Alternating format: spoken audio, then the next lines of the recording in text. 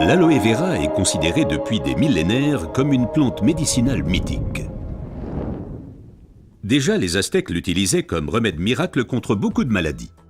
Dans la médecine populaire, elle est connue pour ses propriétés désintoxicantes, purifiantes, dégraissantes et désacidifiantes. Aujourd'hui, on sait également qu'elle exerce une influence positive à la fois sur le taux de sucre et le taux de graisse dans le sang, par exemple le cholestérol. Mais il faut préciser qu'il existe différentes sortes d'aloe vera.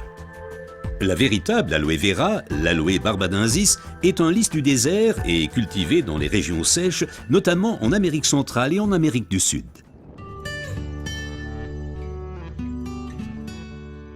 L'efficacité de l'aloe vera dépend principalement de son traitement, mais les différences se font dès la récolte.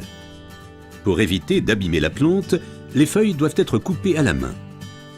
Comme la pellicule supérieure de la feuille contient de l'aloïne toxique qui protège la plante contre les animaux et a un effet laxatif pour l'être humain, il faut bien séparer l'enveloppe du gel intérieur. Le gel est du reste l'élément le plus précieux de l'aloe vera. Il contient à lui seul plus de 150 composants importants et bénéfiques pour la santé tels que vitamines, enzymes, polysaccharides et oligoéléments. Et c'est précisément cette combinaison unique, cette association de différentes substances qui entraîne l'effet médicinal.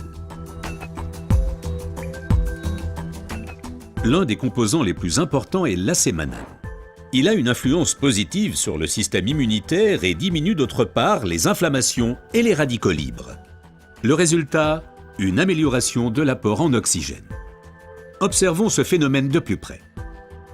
Le sang assimile l'oxygène dans le poumon et le transporte à travers les vaisseaux sanguins vers les cellules. Les gros vaisseaux se divisent et deviennent de plus en plus petits pour devenir enfin des vaisseaux capillaires.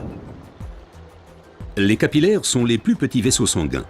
C'est là qu'a lieu le transfert de l'oxygène du vaisseau sanguin vers les cellules.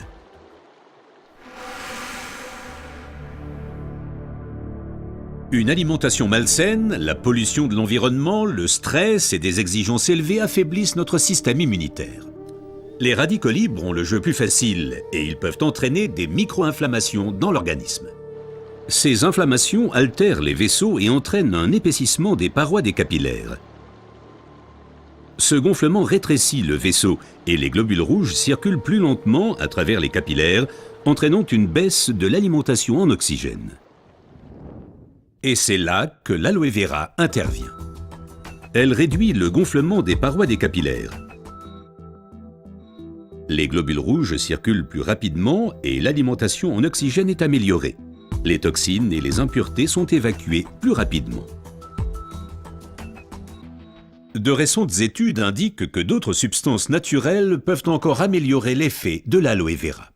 Parmi ces substances, il faut citer tout d'abord le silicium, mais aussi l'huile d'onagre et enfin les minéraux basiques. Observons tout d'abord le silicium d'un peu plus près. Le silicium est indispensable à l'organisme. C'est un élément structurant. Nous le connaissons surtout sous forme de sable de quartz que l'on trouve dans la pierre et le béton. Dans l'organisme, le silicium contribue à stabiliser les tissus, mais il renforce également les os, les ongles, les cheveux, les tissus conjonctifs et les parois des capillaires. Avec l'âge, les capillaires menacent de perdre leur fermeté. Ils peuvent littéralement se désagréger, ce qui entraîne une interruption du flux sanguin. Dans le pire des cas, ceci peut entraîner des incidents vasculaires cérébraux et l'infarctus. Le silicium renforce et soutient les parois des capillaires et maintient ainsi le vaisseau sanguin ouvert. Les globules peuvent ainsi continuer à alimenter les cellules en oxygène.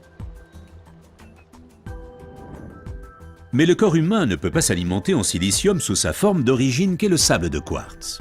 Toutefois, la nature offre des alternatives, et notamment une source végétale idéale, l'ortie. Car elle est riche en silicium naturel, mieux assimilable par l'être humain.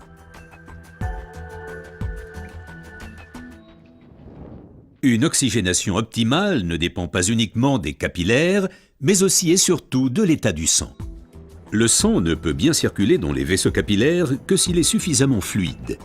Certaines substances peuvent améliorer la fluidité du sang, l'huile d'onagre avec ses acides gras insaturés et naturellement les minéraux basiques. Les acides gras insaturés sont des fluidifiants du sang. Ils empêchent les globules de s'agglutiner et donc un épaississement du sang.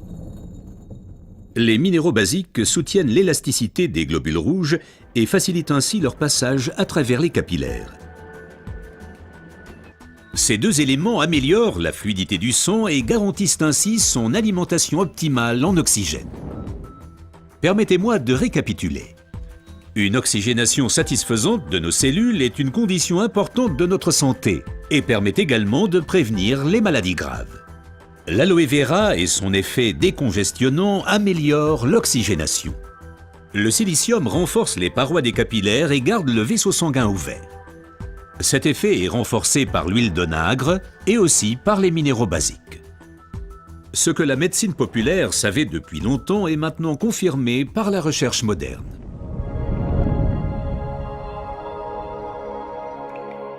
L'aloe vera améliore l'apport en oxygène et donc votre santé.